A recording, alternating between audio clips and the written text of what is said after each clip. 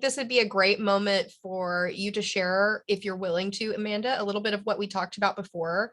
Yeah. So Jason, Amanda, and I had a conversation going about the ways in which she has used Google Forms, Qualtrics. There's several of the tools that we covered today, actually, in addition to the Outlook calendar that she is using for student affairs and in her role at the law school. So do you want to share like why you like the tools, what you like best about each one, and why you picked Sure. maybe Qualtrics versus Google Forms for different options?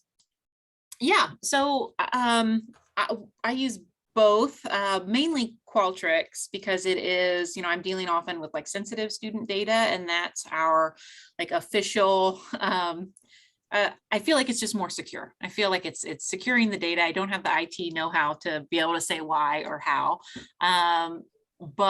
So kind of the two main, we use them for event RSVPs for student events that we host. For the Wellness Week, you might have seen around, or not Wellness Week, the Welcome Week at the first week of class, we had, there was like check-ins at every table that students could visit to enter into a drawing if they visited different things during Welcome Week. And we created all that in Qualtrics because Qualtrics allows you, one of the distribution options is to distribute the link as a QR code. Mm-hmm. And so we could set up a whole bunch of different, like basically like a 3-question Qualtrics form that we repeated. We copied the template for every single day of Welcome Week. And the first day was like luncheon on the lawn event, name, email, and that was it. And you only could get to that if you went to the event, you scanned the QR code and it took you to that Qualtrics survey. And so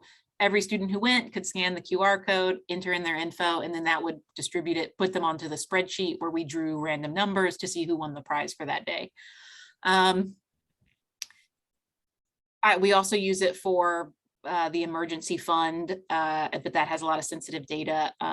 We like and the food insecurity form. So any student that's dealing with food insecurity, we like to use those in Qualtrics, 1 for security, but 2 because it's we can have them instantly alert when someone has completed it.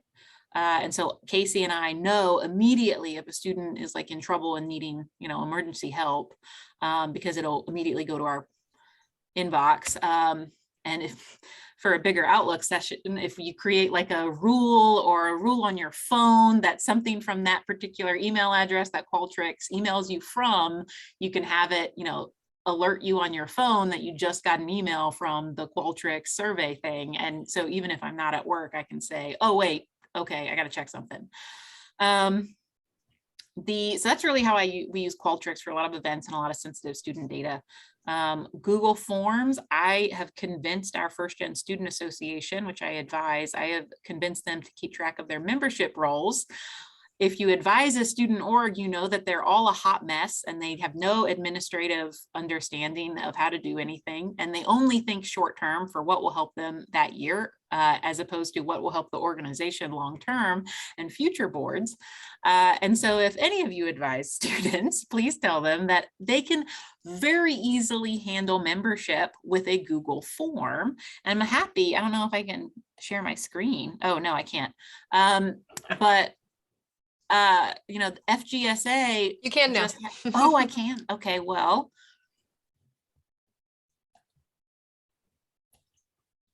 You'll see my tabby cat. Hold on. It's when you open a new tab, you get a cat.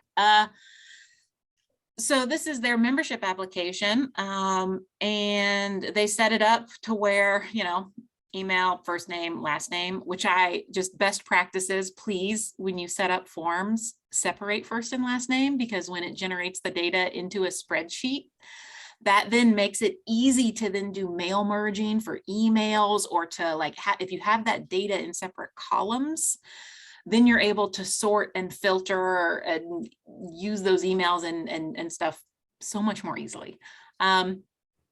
We had them, this is where you have to think long-term. Don't just ask if they're a 1L, 2L, 3L, because that changes each year. And so ask what their graduation year is, because that'll stay the same. And so you'll know when you look at it, who's a 1L, 2L, 3L by their, or an alumni based on their grad year. And they can ask questions like, what kind of stuff are you interested in? What's your first gen status? Are you first gen law, first gen undergrad? And if they have any ideas. And so this then is set up in as Jason pointed out, you tie it to a Google Sheet. And that basically creates a living document of all past, present, and hopefully future members.